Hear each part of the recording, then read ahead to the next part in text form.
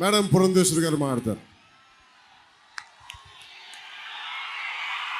సభాయ నమః అంటూ సభాసస్కి నమస్కరిస్తూ, ఉవ్వెత్తున ఎగిసిపడే సాగర్ కెరటంలా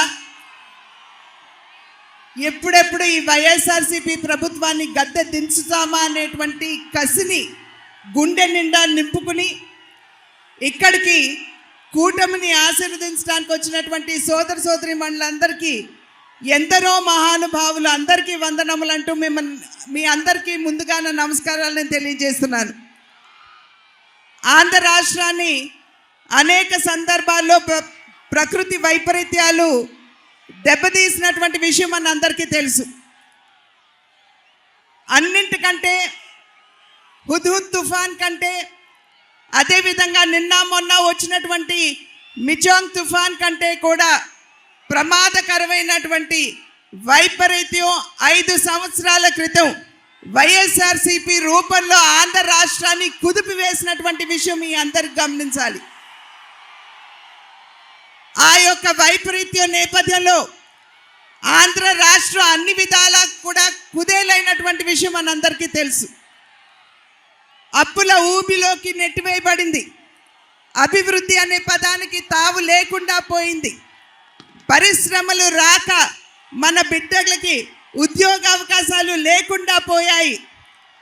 ఒకానొక సందర్భంలో అభివృద్ధికి మారుపేరుగా ఉన్నటువంటి ఆంధ్ర రాష్ట్రం ఇవాళ తలలేని మొండంలా, రాజధాని లేని రాష్ట్రంలా మిగిలిపోవటం ఎంత దౌర్భాగ్యమో మనం అందరం కూడా ఒక్కసారి గమనించాలి. అటువంటి సందర్భంలో మనం అందరం కూడా నడుం బిగించవలసినటువంటి అవసరం ఆసన్నమైంది. రాష్ట్రానికి మార్పు అవసరం. ప్రజాహితే హితం రాజ్ఞః ప్రజానాం చ సుఖే సుఖం నాత్మ ప్రియం హితం రాజ్ఞః ప్రజానాం చ సుఖే సుఖం అని చెప్పి మన పెద్దలు చెప్పారు.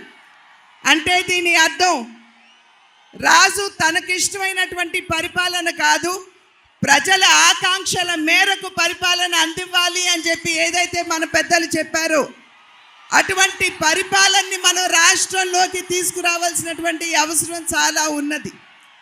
ఇవాళ రాష్ట్రంలో ఉన్నటువంటి పరిస్థితులు కనుక ఒక్కసారి మనం చూసినట్లయితే, నాణ్యత లేనటువంటి మద్యాన్ని పేదల చేతలు తాగించి మహిళల పుస్తలు తెగినా పర్వాలేదు, బిడ్డలు అనాథలైనా పర్వాలేదు, మా జేబులు నిండితే చాలు అనేటువంటి ఆలోచన విధానాన్ని మనం రాష్ట్రంలో చూస్తున్నాం.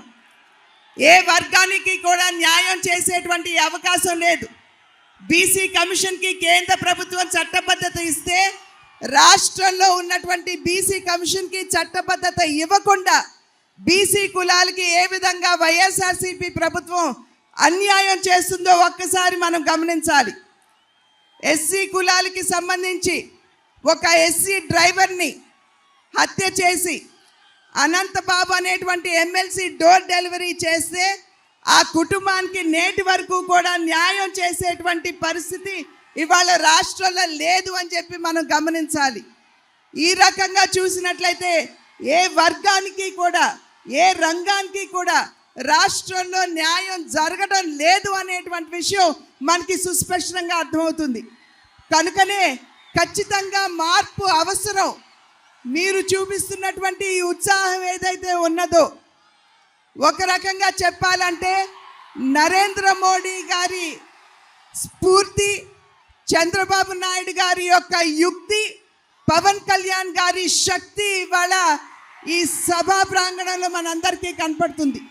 ఈ ఉత్సాహాన్ని యథావిధిగా మనం కొనసాగించాలి. మే 13వ తారీఖున మన సత్తా ఏమిటో మనం వైఎస్ఆర్సీపీ నాయకులకి చవి చూపించాలి అని చెప్పి మీ అందరికీ కూడా నేను తెలియజేస్తున్నాను. ఒక రకంగా చెప్పాలంటే నేను చాలా అదృష్టవంతురాలిని అని చెప్పి నేను భావిస్తాను.